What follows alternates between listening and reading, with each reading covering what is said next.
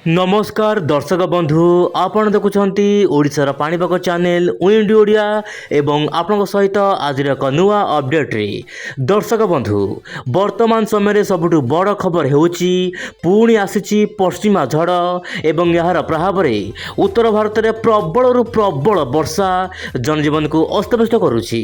तेबे आगामी 24 घंटा केमिति रहबो राज्यर पाणीपाग ताहा सहित देशर पाणीपाग एवं आगामी 5 दिन मध्य कौन बदलिबो पाणीपाग देशर आसंतु आज भिडियो रे विस्तृत आलोचना करिबा। दर्शक बंधु पश्चिमा झड़ प्रभाव में आपण देखंतु सैटेलाइट इमेज रे आपण भल भाव नजर पकांतु।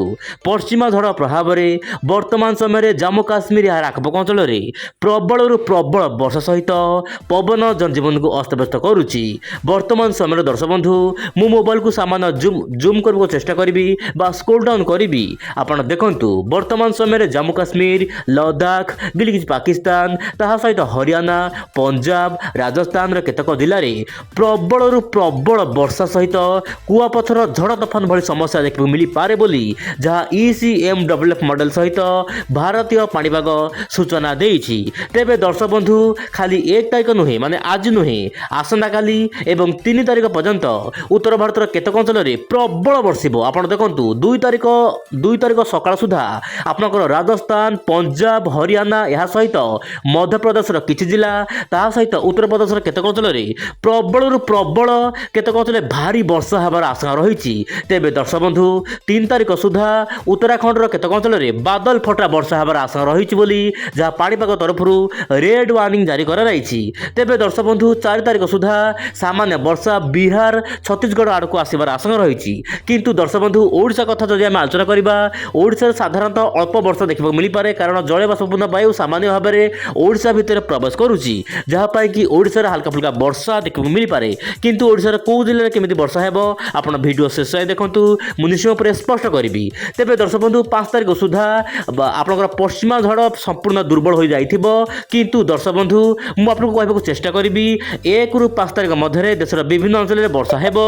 किंतु दर्शक बंधु 14 तारिख पर पुणी एक बड़ पश्चिम झड़ आसबार आशंका रही। तेबे दर्शक बंधु आपण देखंतु आज होउची 1 तारिख एवं मार्च मास 1 तारिख आज दृश्य जदि आम देखा आज आपणकर नवरंगपुर ता सहित कलाहांडी कंधमाल रायगड़ा ता सहित कोरापुट यही सब जिला मानकर स्थाने स्थाने हीन जल वृष्टिपात काँ कोटी बादल बाहर सहित हल्का फुल्का घड़घड़ी होबार आशंका रही बोली जहाँ पाणीपाग तरफ अलर्ट जारी कर। किंतु बड़ वर्षा होबार आशंका नहीं। सेहीपरि दर्शक बंधु 2 तारिख पाग संपूर्ण शुक्ला रहिबो। किंतु 3 तारिख हाँ दर्शक बंधु 3 तारिख आपणकर बौद्ध ता सहित दर्शक बंधु आपणकर झारसुगुड़ा संबलपुर केउझर मयूरभंज सोनपुर यह सहित आहार आखपाख अंचल में हल्का फुल्का वर्षा सहित सामान्य घड़घड़ी देखा मिल पारे। किंतु बड़ वर्षार वर्तमान सुधा कौन सी आशंका नहीं बोली जहाँ पाणीपाग तरफ सूचना मिली। तेबे दर्शक बंधु से ही दर्शक बंधु आप देखो 5 तारिख आपंकर उत्तर आभ्यंतर ओडिशार केतक अंचल में मध्यम हल्का फुल्का वर्षा देखा मिल पारे बोली जहाँ पाणीपाग तरफ अलर्ट जारी कर। तेबे दर्शक बंधु वर्तमान समय केवल उत्तर भारत में भल वर्षा देखा मिल पारे।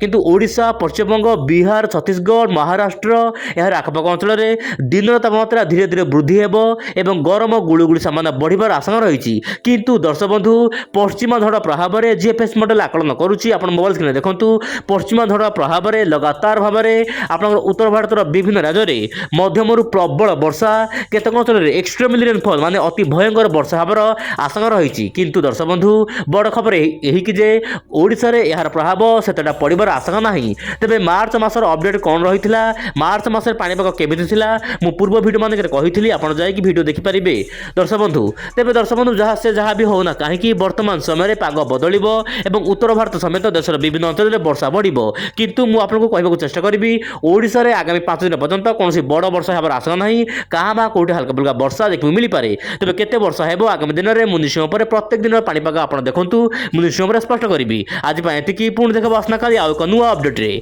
नमस्कार जय जगन्नाथ दर्शक बंधु।